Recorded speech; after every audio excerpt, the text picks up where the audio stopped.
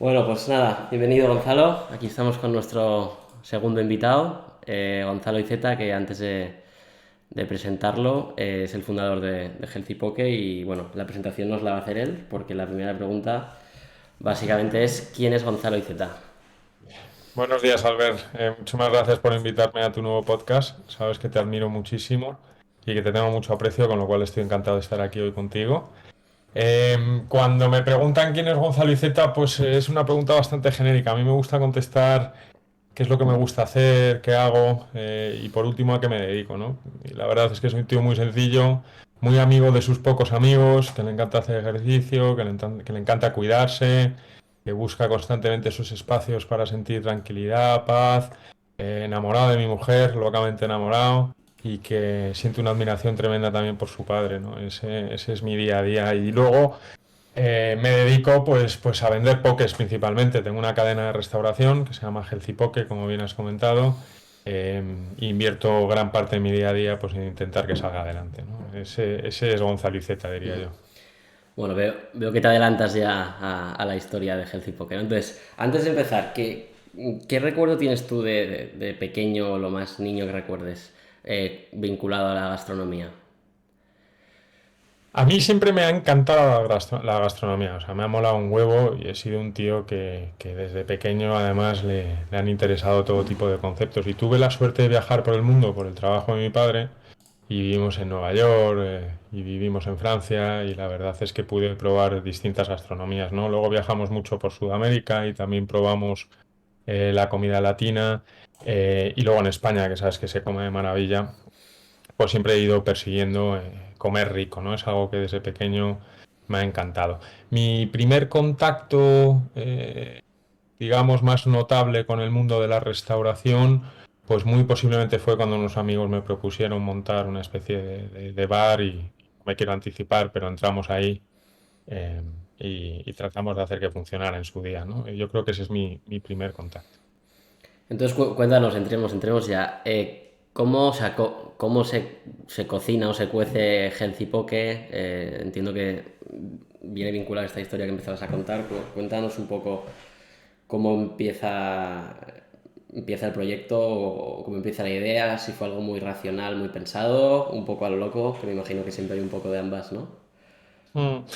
Yo siempre he estado muy relacionado con el mundo de la restauración por lo que te digo, ¿no? He estado muy cerca de gente que creo que ha hecho las cosas muy bien y porque me gusta mucho la gastronomía en sí. Luego además me dediqué durante unos años en México y República Dominicana a la hotelería y como bien sabes, pues los hoteles tienen normalmente varios tipos de restauración, ¿no? Con lo cual estuve muy cerca de la operación y la conocía muy bien.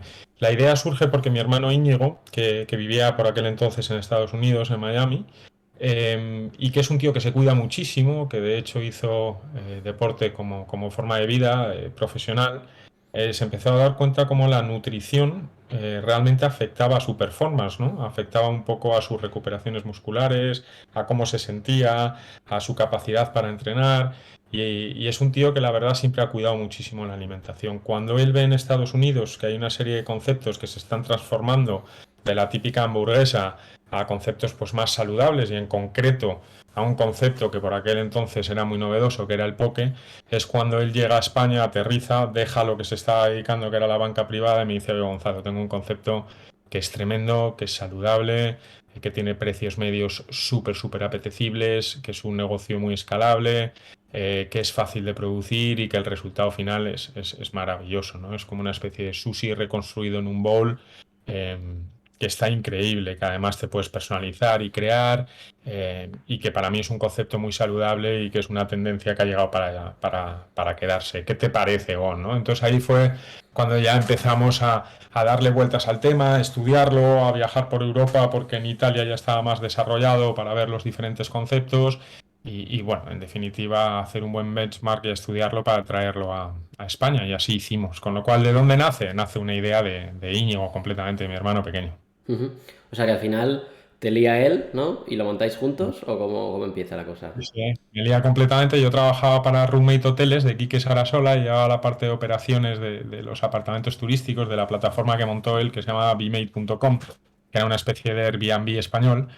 Y la verdad es que estaba bastante contento ahí, pero cuando yo vi que él tenía tan claro el concepto y sinceramente que lo iba a montar por su cuenta, dije, no, no, no, no, yo tengo que estar aquí, ¿no? Entonces al principio pues yo compaginé los dos trabajos y en cuanto pude pues di el salto a dedicarme exclusivamente a Healthy Poker. Ujú. Entonces, ¿cómo empezó? O sea, es decir, la idea digamos, la pone tu hermano sobre la mesa, te hace un poco el lío, os vais convenciendo los dos el uno al otro, me imagino, ¿no? Y tú te incorporas, digamos, poco a poco hasta que ya te metes a tope, pero ¿cómo recordáis los primeros, o sea, cómo recuerdas las primeras semanas, meses de subir la persiana, que digo yo, ¿no? Y un poco toda aquella época que recuerdas. Pues lo recuerdo la verdad es que lo recuerdo con muchísima alegría, macho, con muchísima felicidad y sobre todo con una fuerza que digo yo que existe cuando emprendes, al ver que yo creo que tú la debes de conocer increíblemente bien, que es una fuerza muy especial, ¿no? Es como una ilusión que tira de ti, que no tienes ni idea muy bien hacia dónde vas a ir, macho, pero que es un poder que luego es muy difícil volver a encontrar dentro de ti, ¿no? Cuando en otras facetas de la vida pues haces otras cosas, ¿no? Y lo recuerdo pues con mucha nostalgia, tío, porque nos metíamos en un proyecto que no sabíamos muy bien cómo iba a acabar, en una categoría de producto que en España prácticamente no era para nada conocida y con muy poco capital, ¿no? Entonces, ¿cómo arranca el proyecto? Pues con lo que era una antigua portería en la calle Toledo, en Madrid, Ujú. muy cerca de la Plaza Mayor, que reconvertimos en una barra y en unas mesas altas con muy poquito sitting para montar nuestro primer restaurante de poke, ¿no? Y la verdad es que fueron semanas maravillosas, porque todo lo que hacías veías que tenía un impacto muy rápido en lo que era tu idea de negocio y porque veías que poquito a poco pues iba materializando lo que para nosotros en ese momento era un auténtico sueño, ¿no? Con lo cual yo lo recuerdo con muchísima satisfacción y alegría, Albert, no lo recuerdo mal. Ujú. Y en aquellos primeros meses, ¿qué pensabas? O sea, yo creo que no todos los proyectos arrancan con una ilusión y más aterrizado al mundo real es con un plan, ¿no? Que nunca se cumple. Y entonces, ¿qué falló o qué se desvió? Ya sea para bien o para mal al principio. Yo te advierto que tenía poco plan, ¿eh? O sea, Ujú. yo te advierto que yo tenía muy claro que era un negocio que, como he dicho antes, pues era relativamente fácil de operar, que era un negocio pues que no requería de salida de humos y por lo tanto me iba a ser más fácil encontrar espacios donde explotarlo. Y que era un negocio que, como te digo, el resultado final a mí personalmente me encantaba, lo consumía yo mismo y por lo tanto eso era para mí garantía de que en principio fuera a funcionar, ¿no? Luego además se juntaron otros factores como que el producto pues viaja muy bien y por lo tanto podíamos apoyarnos muchísimo en el delivery, que nosotros desde el principio vimos que la verdad, luego lo comentaremos, tenía muchísima prolongación en un mercado como el español. Eh, y lo empezamos nosotros, operándolo nosotros mismos, contestando tu pregunta. O sea, yo recuerdo que las primeras semanas y durante los primeros meses, pues era yo quien iba personalmente al pescadero a negociar con él la tarifa y me acuerdo que me daba una tarifa si me llevaba el pescado entero o me daba otra tarifa si él tenía que manejarlo y trabajarlo. Me acuerdo que me iba al frutero, me acuerdo que renegociaba con los agregadores y los canales las comisiones, pues para intentar entrar de la mejor forma en los diferentes agregadores. Versus el plan inicial, como no había plan, pues no te puedo decir si varió o no, porque no existía, honestamente. Pero lo que sí que es cierto es que todo lo que te he comentado anteriormente eh, me hizo pensar que era un negocio que podía crecer muy rápido. Y ahí estuvo mi obsesión desde el principio, ¿no? En ser un negocio que pudiera replicar y escalar con muchísima facilidad y que pudiera tener rápido pues una notoriedad, ¿no? Una notoriedad de marca y tener mucha presencia en los canales de delivery, estar bien situado en las diferentes ciudades o mercados españoles y llegar al mayor número de clientes, que esa era mi obsesión, ¿no? ¿Cómo monto algo que sabiendo que está rico pueda llegar a un huevo de gente, ¿no? Y ese fue el plan, tío. Y ahí tiré como loco.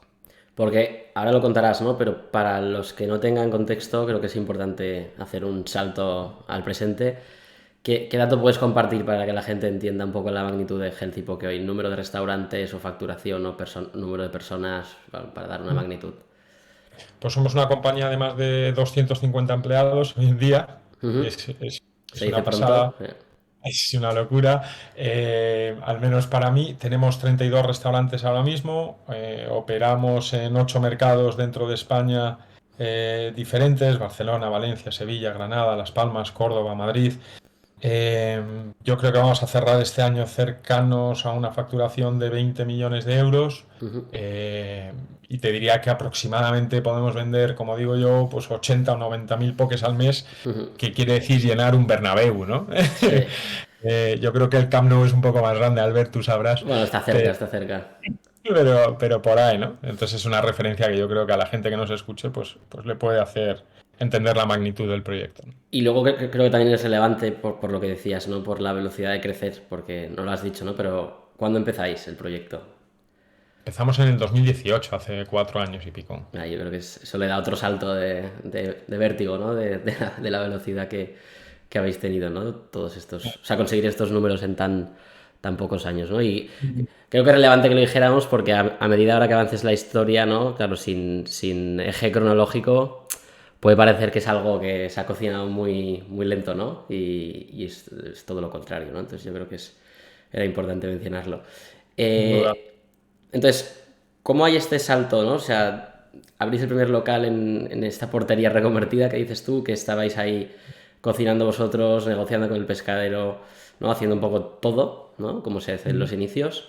Entonces, ¿en qué momento os dais cuenta, que quizá fue desde el día uno y porque ya fue un éxito, pero ¿en qué momento es ese día que te vas a dormir o que acabáis el turno y dices, buah, aquí, o sea, hemos encontrado algo, ¿no?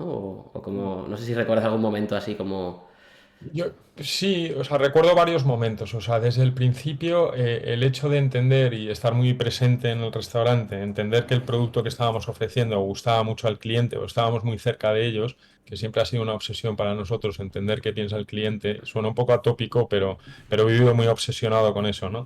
Y al entender que gustaba el producto, era algo que nos daba mucha fuerza, ¿no? Que nos daba un impulso tremendo desde el principio. Cosas que quizás marcaron un antes y después en nuestras ventas y que efectivamente afianzó la idea de que podía ser un proyecto más grande, pues muy seguramente han sido proyectos como la entrada de lanzadera de Juan Roch en la compañía, que nos dio un impulso económico y de confianza importante. Quizás otro momento en el que yo me di cuenta que esto había llegado para quedarse fue el momento en el que conseguimos hacer un focus group con varios de nuestros clientes y obtuvimos un feedback bestial sobre lo que estábamos haciendo y sobre la categoría, sobre la tendencia healthy en el mercado español. Eso afianzó mucho lo que estábamos haciendo. Luego hubo otra parte fundamental que nos dio un impulso tremendo, que fue cuando empezamos, curiosamente, con Globo, a entender la forma de hacer marketing dentro de Globo, que yo creo que eh, fuimos de los primeros en arriesgarse bastante pues en luchar por un posicionamiento dentro de Globo, en entender el algoritmo, en hacer bubbles, en apostar por las keywords. Bueno, en definitiva, para el que no lo comprenda al 100%, nosotros estudiamos muy bien cómo hacer marketing dentro de la plataforma de Globo y eso, Albert, tiró un huevo, pero Ujú. un huevo desde el principio, ¿no? Entonces, cuando yo me di cuenta que metía 1 euro, pero me llevaba 13 de vuelta y que era un revulsivo completo, que había un boost tremendo cada vez que hacía marketing y que la categoría, al ser tan novedosa, suponía, la verdad, para la gente, pues muchas ganas de probarlo, dije, ostras, aquí hay un hueco tremendo para generar volumen, ¿no? Para Ujú. llegar a mucha gente. Y ahí dije, tengo que seguir apostando por esto y tengo que crecer y escalar el negocio, ¿no? Entonces han sido varias cosas que me han hecho pensar pues que era un negocio que podía escalar. Ujú. Y decías que desde el principio veíais que era un producto que gustaba mucho, ¿no? Y sí que es verdad que estos años hemos vivido un boom del poke, ¿no? Y yo estando en Globo, mucha gente me preguntaba, ¿no? ¿Cómo ves el poke? ¿Qué va a pasar con esta categoría?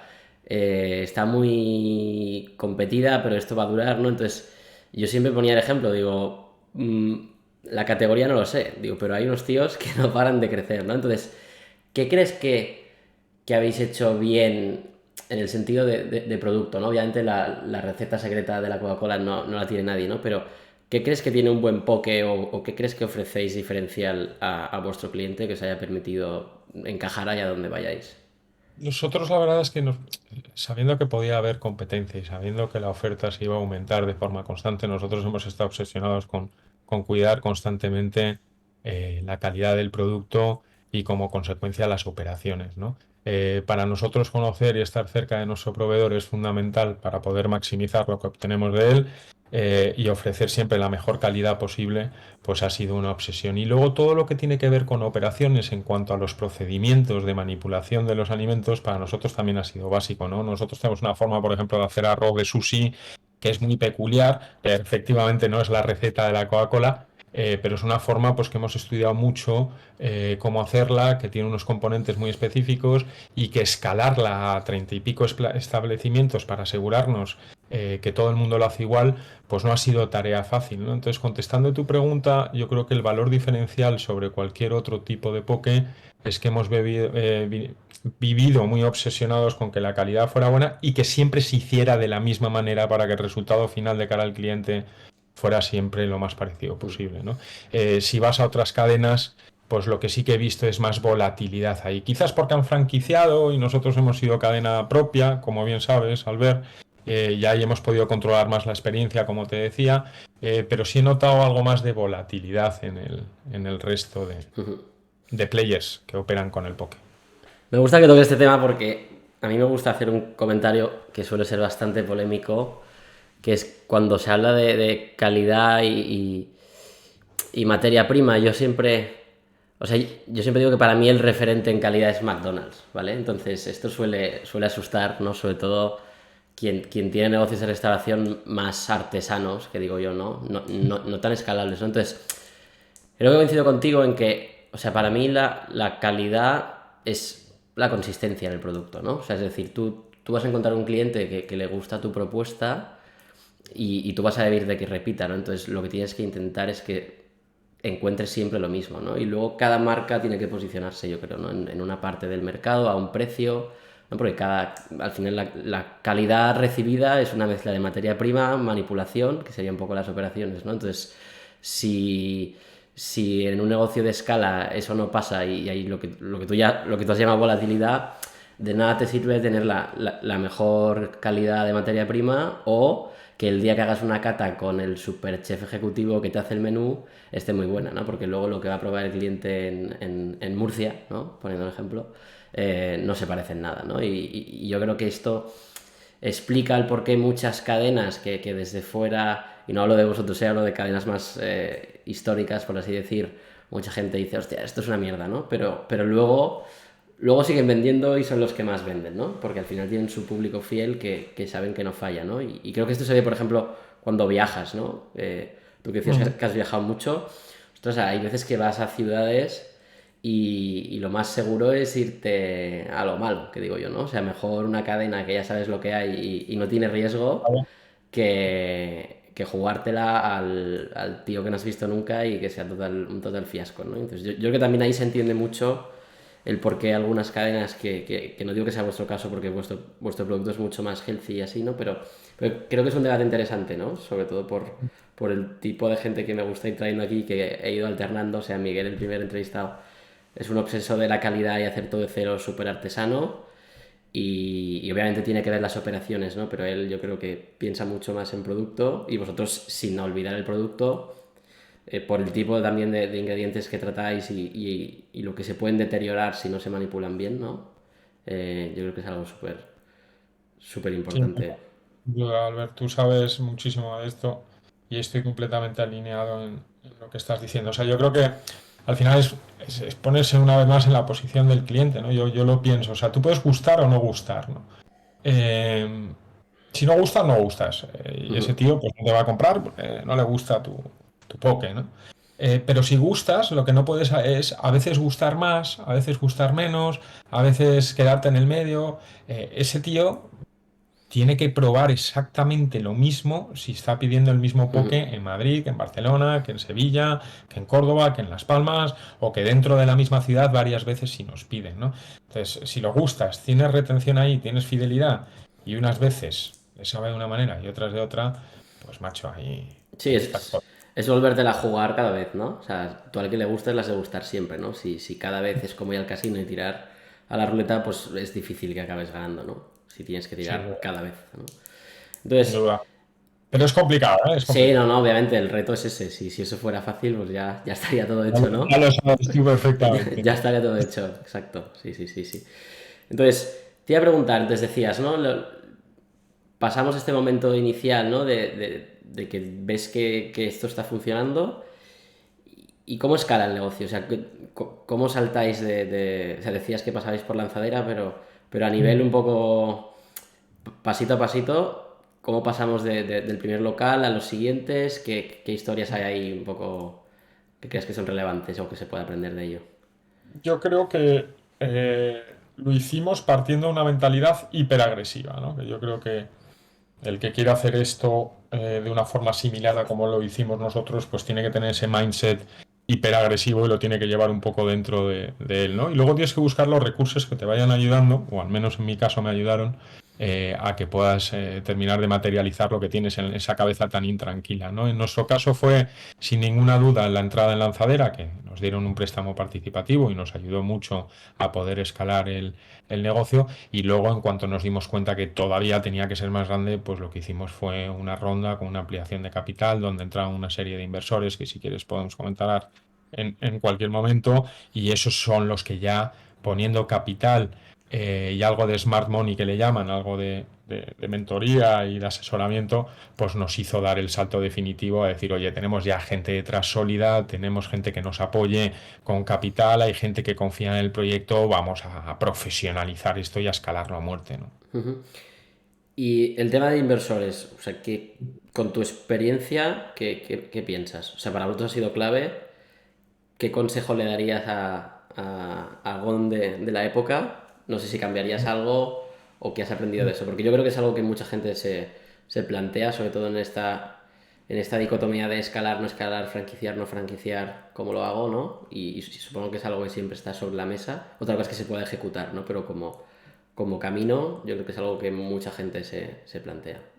Sí, sin duda, porque ayuda rápido a acelerar el negocio y si encima además consigues gente de confianza que te pueda asesorar bien, pues consigues ahí darle un boost importante, ¿no? Yo lo que creo fundamentalmente de meter a gente en tu negocio es que no pierdas la libertad. Yo creo que es una obviedad lo que voy a decir, ¿no? Pero que no pierdas la libertad de poder seguir haciendo lo que tú crees que tienes que hacer, ¿no? Es decir, poder firmar un buen pacto de socios con la gente que entra para que tú sigas teniendo el management y excepto cosas muy puntuales puedas tener la libertad de tirar y hacer y deshacer eh, como tú creas conveniente. Para mí eso es una libertad que no se puede pagar y que siempre ha sido importante y que he intentado pues, proteger mucho, ¿no? Dicho eso, yo creo que también hay timings y timings. En mi caso yo creo que lo hicimos bien porque no metimos al inversor desde el minuto uno. Nosotros no teníamos como tú tienes hoy en día ya al ver un track record y unos históricos y un caso de éxito en el sector de la restauración, con lo cual, pues desde el minuto uno, pues no hubiera sido fácil levantar capital y quizás lo hubiéramos levantado pues a valoraciones muy bajitas, ¿no? Nosotros lo que hicimos fue probar el negocio, testarlo, escalarlo mínimamente y luego ya ir a buscar el inversor. ¿Qué quiero decir con esto? Pues que entró un inversor, pues que quizás era algo más desarrollado o tenía algo más de know-how, era un poco más senior que lo que hubiera podido encontrar en una primera fase, desde mi punto de vista. Y segundo, entraron pues, a una valoración ya relativamente razonable, pues que ese esfuerzo en la primera ampliación de capital no hizo que los socios fundadores tuviéramos que diluirnos en exceso, ¿no? Que me ha parecido fundamental durante todo este tiempo. Yo creo que los socios fundadores y mi recomendación es que tienden para que la motivación sea de forma constante alta que permanecer con un número de acciones sobre la compañía relevante, ¿no? No solo con el poder de la decisión, sino con un número de acciones importante. Y en ese sentido, como te digo, el haber validado el proyecto antes, pues nos ayudó a que la valoración fuera buena. Luego, todo lo que ha pasado con ellos ha sido fantástico. Porque como te digo, nos han ido apoyando con contactos, con estrategia. Uno de los socios inversores, Alberto, como bien sabes, pues tiene varias cadenas de restauración. Es Francesco de Mojama, que es un ex Permira, que participó en Telepizza, en Sushi Shop, tiene una cadena que se llama La Piadinería en Italia bastante grande, otra que se llama Flower Burger.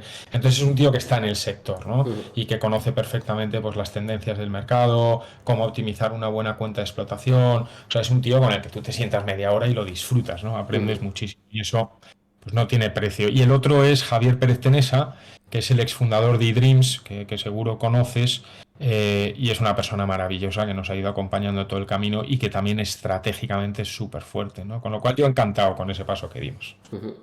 O sea que más allá del dinero, que obviamente por el tipo de negocio que es, pues para toda la parte de inversión en o sea, en CAPEX, obviamente os ha ayudado. ¿Tú crees que ha sido diferencial también quién ha sido, no? O sea, al final tener dos personas que te puedes sentar con ellos y ayudar a desencallar una estrategia o ayudar a, ¿no? darle una segunda vuelta a alguna duda existencial, ¿no? Que haya habido en la empresa, por así decir.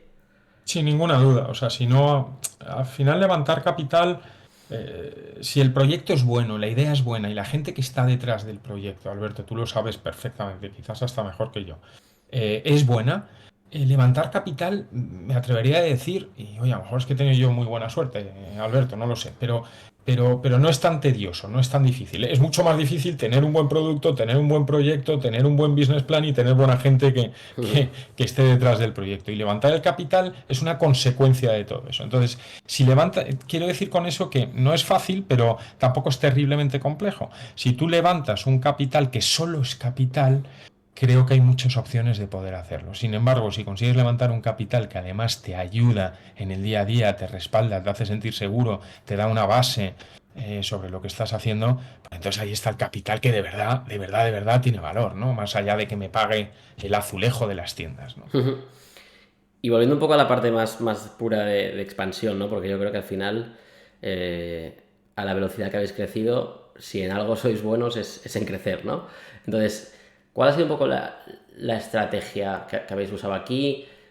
Si también ha sido algo muy pensado o ha sido muy orgánico ir haciendo, algún aprendizaje, cosas que cambiarías, ¿no? Porque, bueno, dale y luego comento alguna cosa que tengo ya en mente.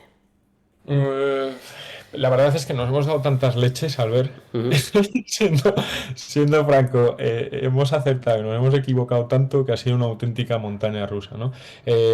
Como te decía al principio de la conversación, la actitud en todo momento ha sido muy agresiva empresarialmente hablando, ¿no? Entonces hemos ido a intentar cubrir un hueco que sabíamos que había en el mercado y a intentar consolidarlo pues lo antes posible, ¿no? Había una categoría que como sabes es el poke, que teníamos que ir a por ella y estábamos convencidos de que aun con un margen de error pequeño deberíamos de ser muy agresivos, ¿no? El negocio escala con la entrada de estos inversores que te comento y empezamos a pensar, ya estábamos bastante consolidados dentro de Madrid, empezamos a pensar en abrir otros mercados, ¿no? La entrada de Lanzadera nos ayudó muchísimo para poder abrir en Valencia.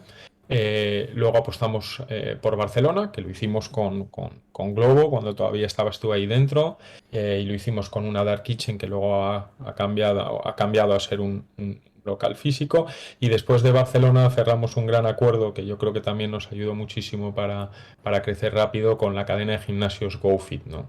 Que del tirón pues nos dio 6 o 7 centros repartidos entre Sevilla, Córdoba, Granada, Las Palmas, etcétera, ¿no? Con lo cual eso sí fue un buen boost y un buen acelerador.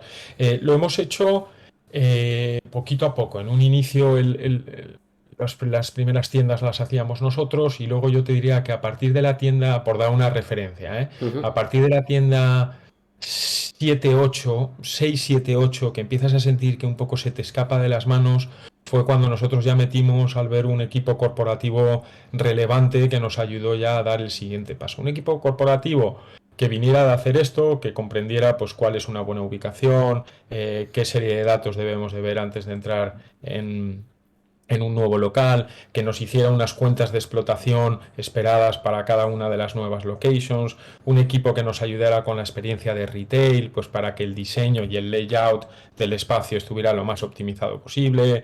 Digitalizamos muchas de las decisiones y empezamos a utilizar algunos softwares que nos ayuden a entender si era el lugar correcto o no por datos socioeconómicos, por tráfico peatonal, por tendencias de consumo, etcétera, etcétera, ¿no? Entonces, al final la compañía se fue a nivel corporativo, overheads, profesionalizando, y eso fue lo que sin ninguna duda permitió que diéramos el salto más relevante de las 8 a las 30. Sin ninguna duda, hemos sido tremendamente efectivos abriendo, y eso ha pasado por tener muy claro el concepto, muy claro los procedimientos, muy claro, como te decía, el layout, muy claro los partners que te van ayudando por el camino, que creo que son fundamentales, porque si no aciertas con esos partners, das mucha vuelta de tuerca, ¿no? Un ejemplo es el de la construcción. Para nosotros nuestro partner ha sido un partner que empezó en la tienda 7 y ha acabado con nosotros en la 32, ¿no? Entonces, al final para nosotros eso fue mucha seguridad y fue evitar tumbos, ¿no? Y ir de un lado para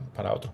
Y en definitiva, pues con un buen equipo, buenas herramientas que te ayudan a tener data y que por lo tanto puedas hacer análisis, y un mercado que te va acompañando al ver y que te sigue consumiendo porque cuidas de tu producto, pues te empuja a abrir, abrir, abrir, abrir, abrir, ¿no? Yo diría que de todas las aperturas que hemos hecho, y si me enrollo mucho me dices, No, no, no, vale.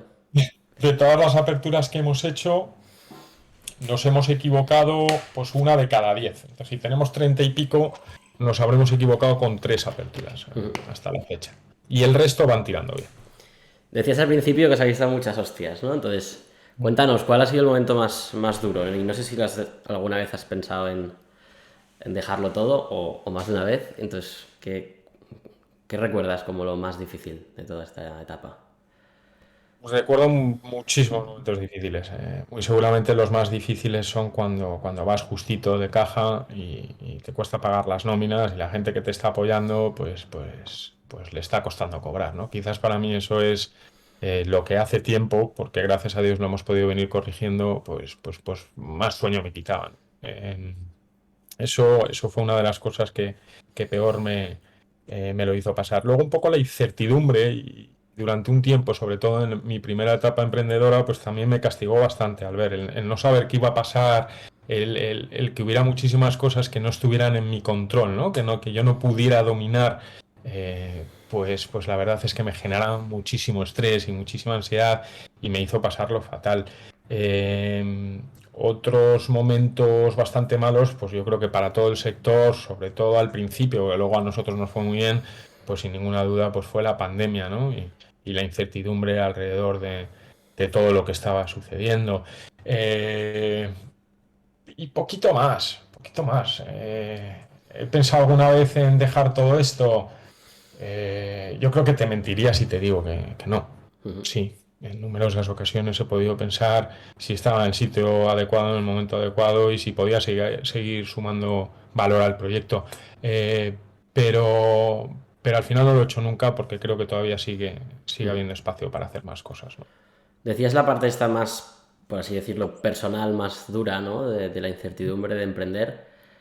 Cuéntanos un poco más esto, porque yo creo que es un tema que en los últimos años se ha ido compartiendo más. Yo creo que es algo que siempre ha sido muy tabú, por así decirlo. No sé si quieres compartir algo más o ahondar un poco más o cómo lo has trabajado o...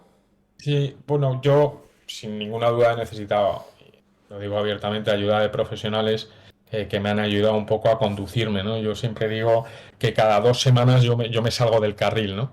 Y es que la vida emprendedora pues es compleja, tiene muchos altibajos, muchas situaciones que no esperas, de forma constante tienes que estar sobreponiéndote a todo lo que te viene, y yo creo que pues una ayuda externa, en este caso para mí de un psicólogo que me ayudó un poco a volver a meterme en la carretera y al final entender al ver qué es lo que realmente es importante en esta vida y qué no, y hasta dónde podemos llegar y el resto a la mierda, como digo yo, creo que me hizo pisar el terreno de una forma mucho más sólida, ¿no? La incertidumbre, y en concreto lo que comentabas, pues era algo que yo pues no gestionaba nada bien, ¿no? Y me generaba estrés, me generaba ansiedad, tenía muchísimos pensamientos alrededor de ello, tenía insomnio, bueno, me producía una serie de sensaciones que yo sabía que no quería para mí y que en ningún caso justificaba que un trabajo, porque no deja de ser un trabajo, pues produjera esas sensaciones en mí, con lo cual me puse manos a la obra para ver cómo conseguir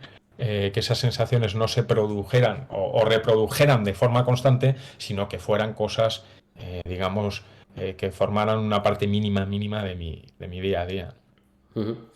Súper interesante. Yo creo que es algo que falta compartir y hablar y te agradezco que lo hayas hecho, la verdad. No, nada, faltaría más. Y yo se lo recomiendo a cualquier tercero. Al ver, en cuanto se vea, en cuanto una persona, un emprendedor o alguien vea que se le está yendo un poquito de las manos, que pare, que lo piense, que se dé cuenta que no merece la pena al ver, que se ponga en manos de profesionales, que racionalice bien las cosas, que ponga cada cosa en su cajón y que tire para adelante divirtiéndose, macho. Porque si al final no te diviertes con todo esto, algo que te lleva 10 12 14 horas al día, suena tópico, tío, pero No, es pero... que se puede convertir en un martirio. Entonces, y es todo un tema de mindset, de gestión, de capacidad de ver las cosas, de lo que nos decimos a nosotros mismos sobre lo que sucede, ¿no?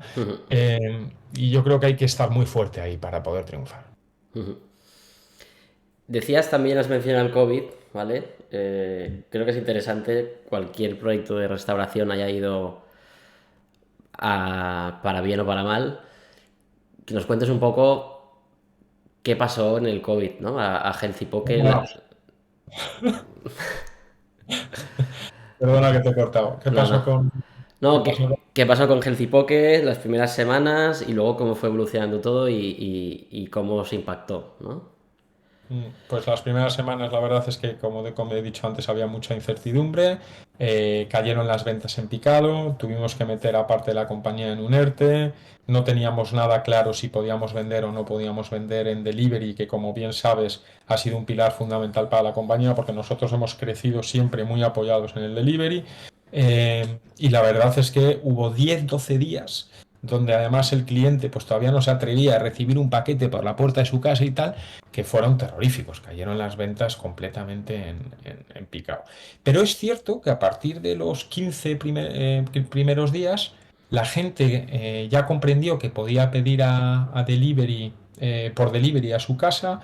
Yo no sé si se cansó de cocinar, o si había incluso gente que tenía miedo a salir al supermercado, pero el caso es que se empiezan a disparar las ventas en delivery y tenemos que ir poquito a poco incorporando gente otra vez a sus puestos de trabajo y reabriendo todas las tiendas que habríamos cerrado, ¿no? Yo diría que gracias a Dios, si el proceso de pandemia puede haber sido un proceso que ha marcado la restauración de forma relevante durante aproximadamente, relevante, 12, 18 meses, pues para nosotros fue algo de 15 o 20 días, ¿no? Con lo cual hemos sido unos afortunados sin ninguna duda. Trabajar en la pandemia a los niveles que nosotros hicimos, pues fue algo también muy difícil, ¿no? Porque prácticamente no había nada abierto, teníamos personal pues que en algunas ocasiones se enfermó, con lo cual tenías que tener planes muy concretos para asegurarte que cumplías con todas las políticas alrededor de ello, sufrías altas, sufrías bajas, había personal incluso, pues oye, que tenía miedo porque no entendía la situación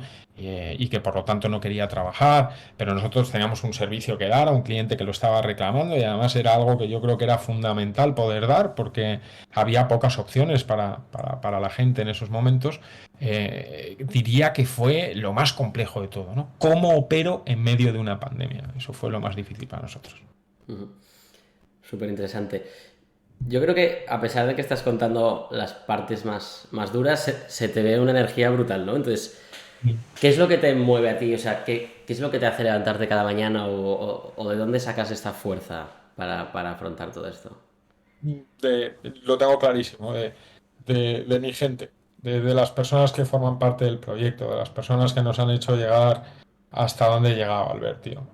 Siento un nivel de compromiso con ellos que es absolutamente bestial y creo que son mi motor, mi fuerza, eh, y los que me ayudan cada día pues, a sentirme bien y a tirar con ganas y a buscar el hueco para hacer algo más y con los que, insisto, me divierto muchísimo trabajando y por lo tanto para mí es un boost bestial, ¿no?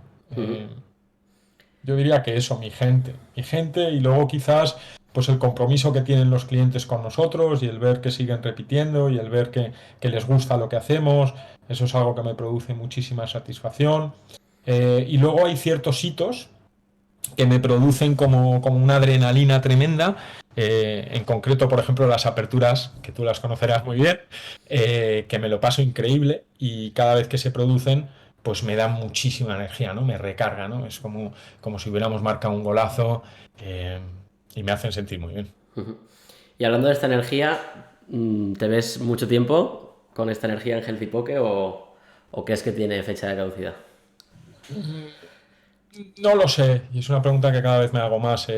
Digo no lo sé porque mientras que, como te decía antes, crea que todavía puedo aportar algo al ver, pues seguiré en este proyecto sin ninguna duda.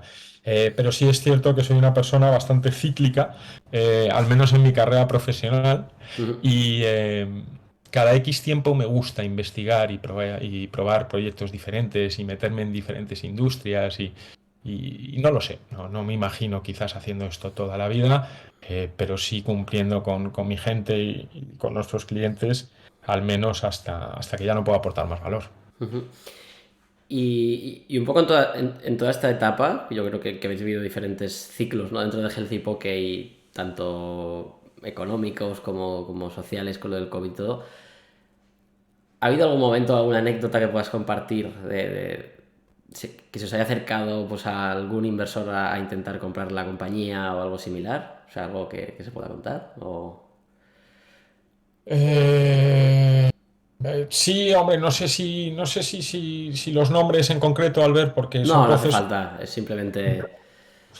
Son procesos que a lo mejor pues algunos siguen abiertos, ¿no? O podrían suceder en algún momento de la compañía, pero sí, indudablemente, a medida que te vas haciendo grande, para cualquiera que nos escuche, y a medida que vas teniendo un poquito de notoriedad, ¿no? Y que la marca pues adquiere un poquito de chicha, de reconocimiento y empiezas a estar en la prensa y sales en Alimarket, en marcas de restauración, en Restauración News, en revistas, etcétera, pues la gente se te va acercando, ¿no? Nosotros hemos visto que se nos ha acercado pues desde algún fondo pequeñito hasta algún industrial, algún otro operador interesado un poquito en la categoría y en lo que estábamos haciendo, y alguna persona física también interesada en invertir en el proyecto. Luego hemos tenido la gran suerte de contar con vuestra ayuda desde Globo Ventures, con un préstamo participativo que yo creo que la verdad para nosotros fue pues, bastante chulo, sobre todo porque estabas tú ahí dentro, Albert, y nos ayudaste muchísimo. Pero fue chulo porque, joder, que una compañía como Globo cuente contigo pues para apoyarte, para hacerte mentoring, para darte un préstamo participativo, que luego no sabes si al final se acabará convirtiendo o no, ¿no? Pero que de algún modo apueste por acelerar una compañía como la nuestra, pues es un impulso adicional más, ¿no? Entonces sí, de alguna manera u otra, en una modalidad u otra, pues se han acercado varios players a nosotros. Y ya dando un salto hacia atrás, si volvieras a empezar hoy, ¿qué harías diferente o qué le dirías al Gon que empieza, ¿no? Con lo que sabes hoy? Tengas mucha paciencia, que no esperes que el día va a ser perfecto, que no te hagas el tonto cuando te caiga mierda, perdona por la expresión, sin ninguna duda, ¿no? En el ámbito personal, ¿no? Que te hagas fuerte ahí, como comentaba antes, y que aguantes carros y carretas. Y quizás más en el profesional, eh, yo creo que cometí dos errores desde el principio que no volvería a cometer si monto otro negocio. El primero es que la base financiera no fue muy sólida desde el principio y yo creo que cualquiera que monte un negocio tiene que tener una idea de negocio que esté plasmada en unos números, que tenga un business plan, que tenga unos márgenes de rentabilidad por los que luchar y tener un objetivo claro, que tenga ordenado el resultado de las cuentas de explotación mensuales que tenga su negocio, que conozca cómo optimizar las diferentes partidas, o sea, todo eso para mí se hizo de una forma muy desordenada al principio en nuestro proyecto. Luego, pues, lógicamente, porque no te queda de otra, lo corregimos y de hecho ahora ha sido uno de los pilares donde más fuertes somos, ¿no? Pero yo crecería con una base financiera mucho más sólida de la que tuve en un principio, ¿no? Al menos para los KPIs principales. Y luego otra cosa, lo que yo en su momento no le di mucha importancia y que luego sí hemos trabajado, yo diría que muy fuerte es la marca. Al ver, nosotros la marca, pues oye, crecimos como pudimos y no pudimos trabajarla lo suficientemente bien y luego nos hemos dado cuenta de que era algo fundamental. Y por cerrar ya un poco la parte más profesional y luego hacemos ya 4 preguntas más personales y cerramos. ¿Qué planes tiene Healthy Poke para los próximos 12-18 meses a alto nivel? Pues la primera y fundamental interna es terminar de consolidar el negocio, terminar de estandarizar las operaciones a lo largo de todas las tiendas que tenemos, intentar conseguir llegar a los resultados y a los márgenes que la compañía debería de tener para ser saludable en sus 30 y pico unidades, con lo cual ahí hay un esfuerzo interno de consolidación que va a ser fundamental para el 2023. Y luego abrir, yo creo, al ver de aproximadamente entre 6 y 9 unidades para el 2023, que ya tenemos nombres y apellidos para ellas, las tenemos bastante claras y yo creo que nos va a seguir ayudando a consolidar el mercado. ¿Y cómo ves o sea, a nivel de oportunidades, porque también es algo que estoy hablando últimamente con mucha gente del sector, ¿cómo ves los próximos meses? Porque se habla mucho de que cada vez más negocios pequeñitos y medianos no profesionalizados van a cerrar, porque con los costes de materias primas, electricidad, etcétera, estos negocios que nunca han sido bollantes, pues ya van a tener que bajar persiana. No sé si a nivel de estas oportunidades que comentas que ya tenéis identificadas, ¿estás viendo también que empieza a haber más cosas o crees que es algo más que se habla pero tampoco es tan real? Nosotros hemos visto caer un par de cosas, pero no diría que de momento es lo suficientemente significativo como para que pueda producir a la compañía una oportunidad relevante, ¿no? Espero y deseo que aguanten, espero que puedan seguir ahí al pie del cañón y ya te digo, no veo un volumen de caída lo suficientemente importante como para que nosotros nos hayamos podido beneficiar de ello. Perfecto. Venga, pues cerramos ya con 4 preguntas rápidas, un poco más personales. ¿Un vino favorito? Vino favorito, no soy un gran bebedor, pero quizás Emilio Moro, es un vino tinto, creo que no sé si es de Valladolid o de dónde es, pero quizás creo que fue el primer vino que probé al ver y Entonces, me sentó tan bien que guardo un gran recuerdo. res- ¿restaurante favorito? Pues japonés sin ninguna duda y quizás pues algún muy japo, Miki en Madrid, detrás de Príncipe Vergara, quizás sea uno de esos japos que todavía creo que aguantan la esencia japo y no te ponen salsa de chipotle, y el pescado sabe a pescado y el arroz está bien cocinado, ese quizás sea mi restaurante preferido. Este me lo apunto y cuando vaya a Madrid me llevas. Miki, sí, sí, seguro. ¿Alguien a quien admires? Pues a mi padre, Alberto, a mi padre. Creo que a mi padre lo admiro muchísimo personal y profesionalmente y es una guía para mí. Quizás no pueda ser una referencia para la gente que nos escucha, pero es que es la persona que admiro. Más allá de eso, ¿quién te podría decir? No tengo un referente, no tengo un referente muy claro, la verdad. Admiro a la gente que por lo general tira con todo, ¿no? Y es muy insistente y es sólida, es constante. Un ejemplo de eso para mí en el mundo del deporte, pues a lo mejor pues puede ser Rafa Nadal o puede ser Fernando Alonso. Eh, a lo mejor eso son algunas referencias para mí, pero por su personalidad más que nada, ¿no? Vale, ya por último y cerramos. ¿A quién deberíamos entrevistar en el próximo capítulo y por qué? Y te vamos a pedir que nos lo presentes también. O sea que. Pues no sé si te puedes entrevistar a ti mismo. A mí me encantaría, me encantaría escuchar la entrevista y tu historia. Y si no, te la hago yo, ¿eh? Te la Venga. hago yo la entrevista porque yo creo que tienes mucho que contar al sector y creo que estás haciendo cosas muy chulas y que vienes a hacer cosas chulas y a mí personalmente me encantaría escucharlo y creo que es de gran valor.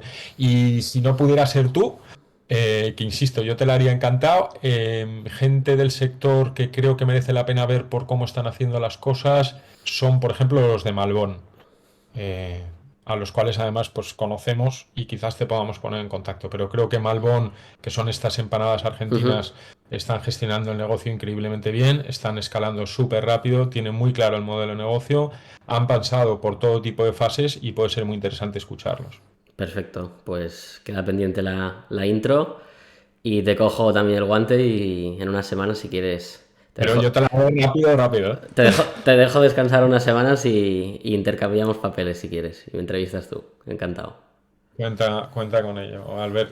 Bueno, Gon, oye, pues mil gracias por tu tiempo, mil gracias a los que habéis escuchado hasta el final y espero que hayáis aprendido, porque yo creo que, bueno, todas las veces que he hablado con Gon se aprende a raudales, así que nada, espero que lo hayáis disfrutado tanto como yo y mil gracias por estar aquí. No, gracias a ti, Albert. Animarte a que sigas haciendo todo lo que estás haciendo, que sabes que te admiro y que te aprecio. Y hablamos pronto. Perfecto, muchas gracias a todos, hasta Un el abrazo siguiente fuerte. capítulo. Adiós, chao, chao, chao.